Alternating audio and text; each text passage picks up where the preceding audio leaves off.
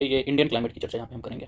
और यदि हम जलवायु की बात करें तो ये जो है भौतिक पर्यावरण का एक प्रमुख घटक है, और साथ ही साथ जो भारत की जो जलवायु है वो उष्ण मानसूनी प्रकार की जलवायु है। अच्छा, इसकी अन्य भी बहुत सारी विशेषताएं हैं। प्रमुख विशेषताएं में प्राकृतिक आपदाओं का संकट। इन प्राकृतिक आपदाओं के अंतर्गत क्या क्या आता है? सूखा और बाढ़, वायु की दिशा में ऋतुगत परिवर्तन, ये इंपॉर्टेंट है। हम सभी जानते हैं कि मानसून के माध्यम से हमारे 6 महीने स्थल से सागर की तरफ चलती हैं, जबकि 6 महीने सागर से स्थल की तरफ चलती हैं। एक तो ग्रीष्म ऋतु से संबंधित होता है और दूसरा शीत ऋतु से। तो ये उसकी विशेषता है, यानी मानसूनी जलवायु।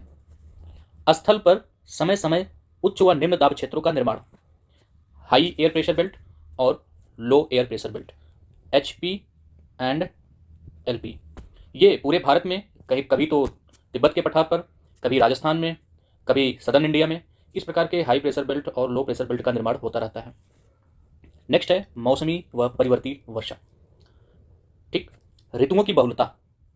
तो मानसूनी जलवायु होने के कारण ऋतुओं की बहुलता पाई जाती है। जाड़ा, बरसात, गर्मी। गर्मी को यहाँ पे देखिए, इधर हेमंत जो भारतीय संदर्भ है, हेमंत है, शिशिर है, वसंत है, ग्रीष्म है, वर्षा, शरद।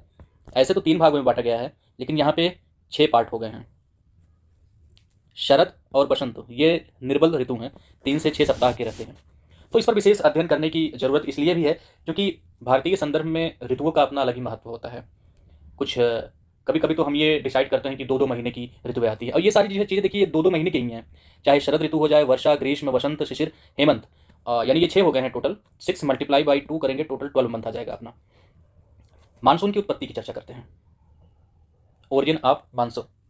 सबसे पहले तो ये मौसम शब्द से लिया गया है। ये अरबी भाषा का शब्द है। अरब के जो नाविक हुआ करते थे उनके द्वारा इस्तेमाल किया गया। ठीक है, ये 1554 में, 1554 में मानसून शब्द की उत्पत्ति होती है। अल मसूदी, ये भाई इनका अध्ययन बहुत ज़्यादा है भारत के जलवायु के संदर्भ में, मानसून के संदर्भ में। तो मानसून की जो उत्पत्ति से संबंधित जो संकल्पना है, जो भी कॉन्सेप्ट है, उसको 2 भागों में बांटा गया है। एक है थर्मल कॉन्सेप्ट और दूसरा है डायनेमिक, तापीय संकल्पना और गतिक संकल्पना। देखिए, ये मेरा बनाया हुआ नोट्स है।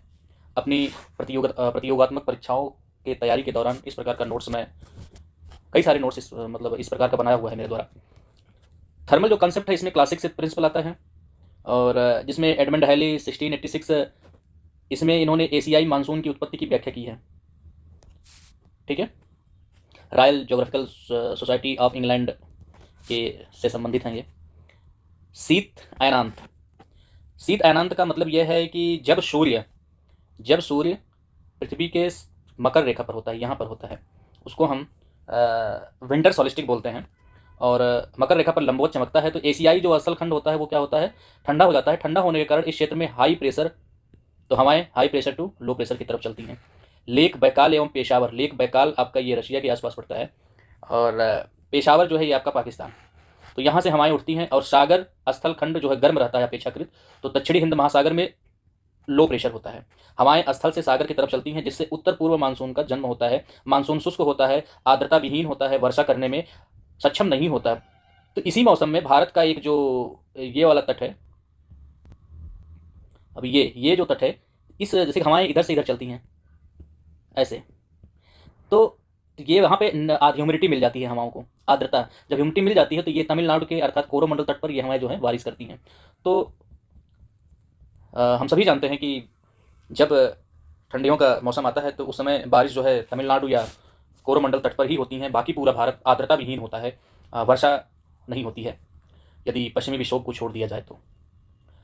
अब इसका समर्थन भाई एक मतलब कि समझा जा सकता है कि हाँ ऐसा हो सकता है, लेकिन बाद में जैसे जैसे अध्ययन बढ़ता चला गया वैसे वैसे यह पता चला कि नहीं, मतलब कि ऐसा सही हो सकता है, लेकिन ये पूरी तरह से भारतीय जलवायु का रिप्रेजेंटेशन नहीं करता है। तो वहाँ पे एक डायनेमिक जो कॉन्सेप्ट आता है, और डायनेमिक कॉन्सेप्ट हम आगे पढ़ेंगे। थर्मल कॉन्सेप्ट में हमने देखा कि विंटर सॉलिस्टिक, समर सॉलिस्टिक, यानी 21 जून, ओके, कर्क रेखा पर गर्म, सूर्य कर्क रेखा पर लंबवत चमकता है, गर्म हो जाता है। गर्म होने के कारण लो प्रेशर का निर्माण होता है। ठंडा, दक्षिण हिंद महासागर हमारा ठंडा हो जाता है, हवाएं सागर से स्थल की तरफ चलती हैं, तो दक्षिणी पूर्वी व्यापारिक हवाओं का जन्म होता है, और ये अट्रैक्ट होकर के चली जाती हैं। भूमध्य रेखा को पार करने के बाद विक्षेप बल या फेरस, जो फेरल का नियम है, उसके कारण ये दक्षिण पश्चिम मानसून के रूप में जन्म ले लेती हैं तथा संपूर्ण भारत पर वर्षा करती हैं। संपूर्ण भारत यानी वृक्ष छाया प्रदेश तो रहते ही हैं कहीं ना कहीं। उस समय तमिलनाडु में बारिश नहीं होती है। कर्नाटका और केरला का जो पूर्वी तट है, वहाँ पे पूर्वी तट का मतलब कि जो उसका पूर्वी भाग है, तट की बात नहीं है, तो वहाँ पे वर्षा नहीं होती है।